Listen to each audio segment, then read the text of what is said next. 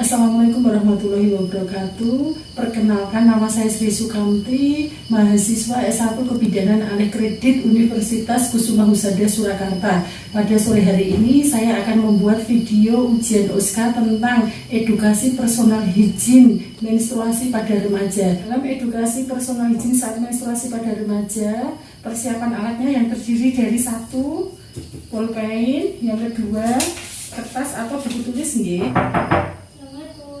Waalaikumsalam, akan masuk. Silahkan duduk.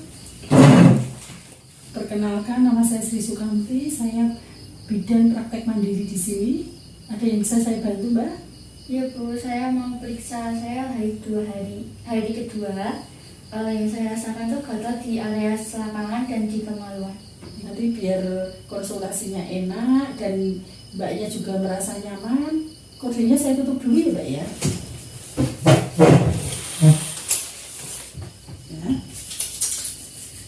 Berdasarkan keluhan Mbaknya yang diutarakan tadi, nanti saya akan melakukan prosedur tentang edukasi personal pada saat menstruasi pada remaja, dengan tujuan nanti jenengan bisa memelihara dan merawat kebersihan diri sendiri.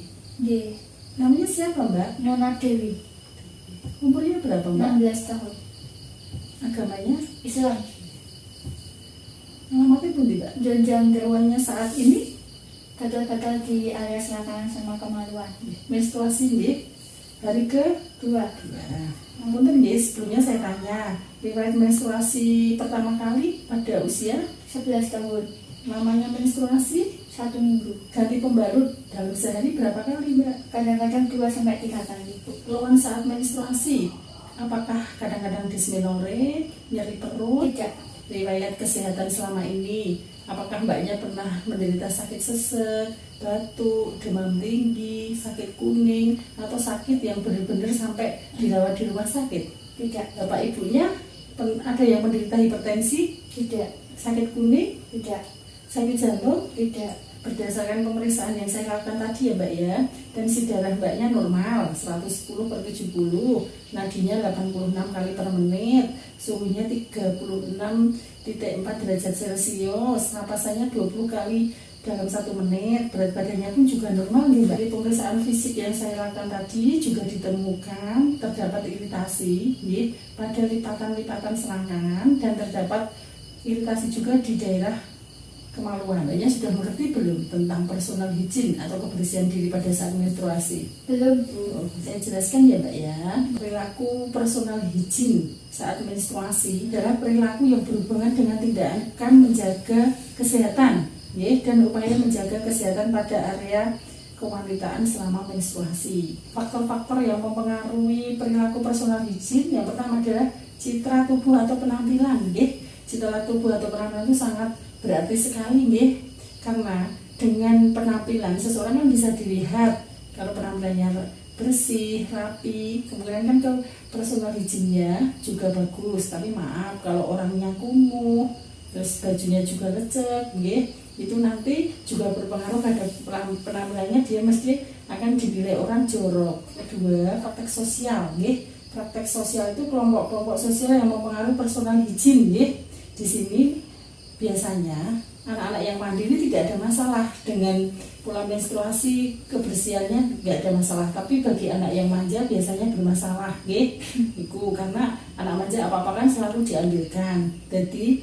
dengan perilaku personal hygiene yang baik, nanti biasanya tercipta kemandirian dalam anak tersebut. Kan mesti malu, masa menstruasi mau diambilkan softtek, mau dipakaikan softtek, kan jadi nggak bagus. Ketiga adalah tentang tingkat ekonomi. Tingkat ekonomi di sini sangat berpengaruh sekali terhadap perilaku personal hygiene seseorang, karena dalam personal hygiene seseorang itu memerlukan tentang sabun, sampo, sikat gigi, pasta gigi, serta pembalut. Itu membutuhkan dana untuk membeli. Yang keempat adalah pengetahuan tentang menstruasi, Pengetahuan tentang menstruasi yang baik itu akan berpengaruh kepada perilaku kesehatan yang baik juga. Yang kelima adalah budaya, Budaya ini tentang kepercayaan budaya seseorang dan nilai pribadi yang mempengaruhi personal hygiene ya, Mbak ya.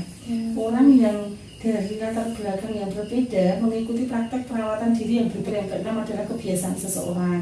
Setiap orang memiliki keinginan dan pilihan tentang kapan untuk mandi, bercukur, dan melakukan perawatan rambut nih Mbak. Faktor yang selanjutnya mempengaruhi personal hygiene adalah kebiasaan seseorang ya Mbak ya. Setiap orang itu memiliki keinginan dan pilihan tentang kapan untuk mandi, bercukur, dan melakukan perawatan rambut. Ada kebiasaan yang menggunakan produk selanjutnya adalah tentang kondisi fisik ya. Kondisi fisik ini sangat penting sekali ya untuk personal hygiene seseorang, perilaku kesehatan seseorang, karena orang yang sehat mesti personal hygiene-nya bagus, tapi kalau orang yang sakit mesti personal hygiene-nya kurang, karena kan dalam keadaan sakit tidak bisa melakukan personal hygiene sendiri, perlu bantuan orang lain. Selanjutnya saya akan menjelaskan tentang indikator dalam personal hygiene saat menstruasi ya. Yang pertama adalah perawatan kulit dan wajah. Wajah merupakan bagian penting dan sangat sensitif di sini saat menstruasi ya, terutama pada remaja putri ya. Masalah jerawat pada remaja putri itu biasanya yang paling sering muncul. Apakah muncul jerawat pada saat menstruasi? Kerja dari kelenjar sebasea akan meningkat sehingga produksi keringat meningkat. Menjaga kebersihan rambut saat menstruasi itu sangat penting ya Mbak, karena saat menstruasi itu kulit kepala lebih banyak berkeringat dan minyak sehingga mudah sekali timbulnya ketombe. Kebersihan alat genitalia saat menstruasi juga penting untuk dijaga, hindari membersihkan bulu di daerah kemaluan dengan cara mencabut nanti muncul lubang kecil yang bisa memasukkan kuman mikroorganisme ke alat genitalia, bisa menyebabkan infeksi saluran reproduksi, iritasi dan gatal-gatal di kulit kemaluan juga. Selanjutnya adalah kebersihan tubuh dan organ genitalia. Udara yang panas cenderung lembab dan berkeringat. Keringat ini membuat tubuh kita menjadi lembab terutama di bagian tubuh yang tertutup di lipatan-lipatan yang akan menyebabkan bakteri mudah berkembang biak, menimbulkan penyakit juga. Kebersihan tubuh pada saat menstruasi juga sangat penting diperhatikan Cara membersihkan daerah kewanitaan yang terbaik adalah membasuhnya dengan air Mbak. Melakukannya dengan teknik yang benar dari daerah depan menuju ke belakang. Selanjutnya adalah kebersihan pakaian sehari-hari. Mengganti pakaian sehari-hari itu sangat penting, terutama pakaian dalam.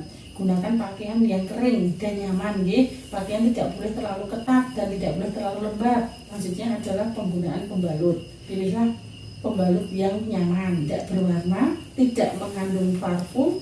Yang jelas daya serapnya tinggi ya Mbak ya. Apabila di permukaan pembalut ada gumpalan darah, segera ganti pembalut. Ganti pembalut sebaiknya 4-5 kali sehari, atau dirasa sudah tidak nyaman segera ganti ya Mbak. Tindakan yang dilakukan personal hygiene saat menstruasi pertama adalah mencuci muka 2 kali sehari. Tujuannya untuk apa? Untuk mencegah timbulnya jerawat. Mas minimal 2 hari sekali. Selanjutnya mandi yang bersih minimal 2 kali sehari dengan sabun mandi. Keempat, memotong dan membersihkan kuku. Untuk selanjutnya mencuci tangan dengan sabun dengan air yang mengalir sebelum dan sesudah memegang alat genitalia. Selanjutnya tidak menggunakan cairan antiseptik apapun untuk membersihkan genitalia.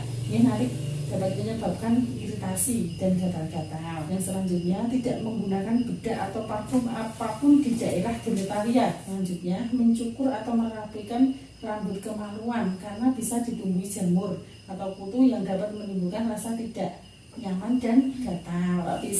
Fisik ini antara lain dapat menimbulkan infeksi pada organ reproduksi yang nanti bisa menyebabkan kanker leher rahim atau kanker mulut rahim, bisa menyebabkan keputihan, dan jika tidak segera ditangani dengan baik dapat menyebabkan kemandulan, sehingga menurunkan kualitas hidup seseorang tersebut. Yang kedua, dampak psikososial, yaitu masalah-masalah sosial yang berhubungan dengan personal hygiene, seperti gangguan kebutuhan rasa aman, aktualisasi diri, dan gangguan intersosial itu gangguan dengan masyarakat sekitarnya. Tadi sudah saya jelaskan tentang pengertian personal hygiene, tujuan personal hygiene, faktor-faktor yang mempengaruhi personal hygiene, indikator, sampai dengan dampak masalah yang sering timbul. Kira-kira Mbaknya sudah paham dan mengerti apa belum? Sudah Bu. Terima kasih ya Bu. Saya pulang dulu. Assalamualaikum. Setelah selesai kita melakukan cuci tangan. Selanjutnya melakukan dokumentasi KIE tadi ke dalam swab.